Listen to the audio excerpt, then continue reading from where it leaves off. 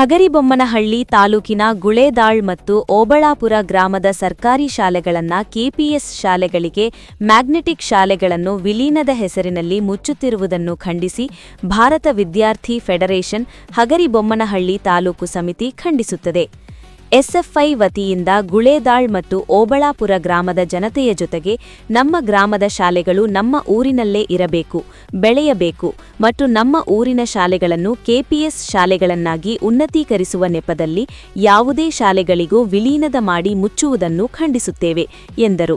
ಹಾಗೂ ಭೌಗೋಳಿಕ ಮತ್ತು ಶೈಕ್ಷಣಿಕ ಸಮಸ್ಯೆಗಳನ್ನು ವಿವರಿಸಿ ಮಾನ್ಯ ಮುಖ್ಯ ಗುರುಗಳು ಹಾಗೂ ಎಸ್ಡಿಎಂಸಿ ಸಮಿತಿ ಮುಖಾಂತರ ರಾಜ್ಯ ಮುಖ್ಯಮಂತ್ರಿಗಳಿಗೆ ಮನವಿ ಪತ್ರವನ್ನು ಸಲ್ಲಿಸಲಾಯಿತು.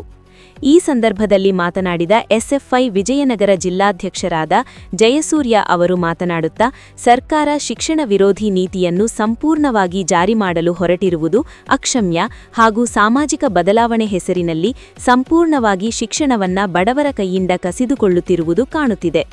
ಸಮಾಜವಾದವನ್ನು ಪ್ರತಿಪಾದಿಸುವ ಮಾನ್ಯ ಮುಖ್ಯಮಂತ್ರಿಗಳು ಶಿಕ್ಷಣದಲ್ಲಿ ಈ ರೀತಿಯ ಧೋರಣೆಯನ್ನ ಮಾಡುತ್ತಿರುವುದು ಸರಿಯಾದ ಕ್ರಮ ಅಲ್ಲ. ಬಲವಂತವಾಗಿ ಪೋಷಕರ ಮನವೊಲಿಸುವ ಕೆಲಸವನ್ನು ಮಾಡುವಂತೆ ಪ್ರೇರೇಪಿಸುತ್ತಿರುವುದು ಅಥವಾ ಒಂದು ಶಾಲೆಯ ಉನ್ನತೀಕರಿಸುವ ಹೆಸರಿನಲ್ಲಿ ಗ್ರಾಮೀಣ ಭಾಗದ ಶಾಲೆಗಳನ್ನು ಮುಚ್ಚುತ್ತಿರುವುದು ಬಡತನದಲ್ಲಿರುವವರನ್ನು ಶಿಕ್ಷಣದಿಂದ ವಂಚಿತರನ್ನಾಗಿ ಮಾಡಿ ಶಿಕ್ಷಣವನ್ನ ಖಾಸಗಿಯವರ ಕೈಗೆ ನೀಡುವ ಹುನ್ನಾರವಾಗಿದೆ.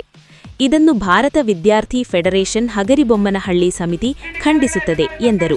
ಈ ಸಂದರ್ಭದಲ್ಲಿ ಗುಳೇದಾಳ್ ಗ್ರಾಮದ ಕೃಷ್ಣಪ್ಪ ಏಕೆ, ದುರ್ಗೇಶ, ನಿಂಗರಾಜ, ಧರ್ಮಪ್ಪ ಪೂಜಾರಿ, ರಾಮೇಶ, ಪದ್ದಮ್ಮ, ಸುಮಂಗಲ, ಗಂಗಮ್ಮ, ಗುಂಡ್ರ ನಿಂಗಜ್ಜ, ತಳವಾರ್ ಹೇಮಣ್ಣ, ಜಟಂಗಿ ಶಿವಣ್ಣ, ಬಣಕಾರ್ ಮಲ್ಲೇಶ, ವೆಂಕಟೇಶ, ಮಹಾಂತೇಶ, ಎಚ್ ಗೋಣಿಸ್ವಾಮಿ, ಕಲ್ಲೇಶ, ಅವಾಜಿ, ಬಸವರಾಜ ಹಾಗೂ ಓಬಳಾಪುರ ಗ್ರಾಮದ ನರಸಿಂಹರಾಜ, ರಮೇಶ, ಕರಿಯಪ್ಪ, ಹನುಮಂತಸ್ವಾಮಿ, ತಿಪ್ಪೇಸ್ವಾಮಿ, ಬಸವರಾಜ, ಕುಮಾರಪ್ಪ, ನಾಗರಾಜ, ಜ್ಞಾನೇಶ, ಪವಾಡಪ್ಪ ಸೇರಿದಂತೆ ಅನೇಕರು ಹೋರಾಟದಲ್ಲಿ ಭಾಗವಹಿಸಿದ್ದರು.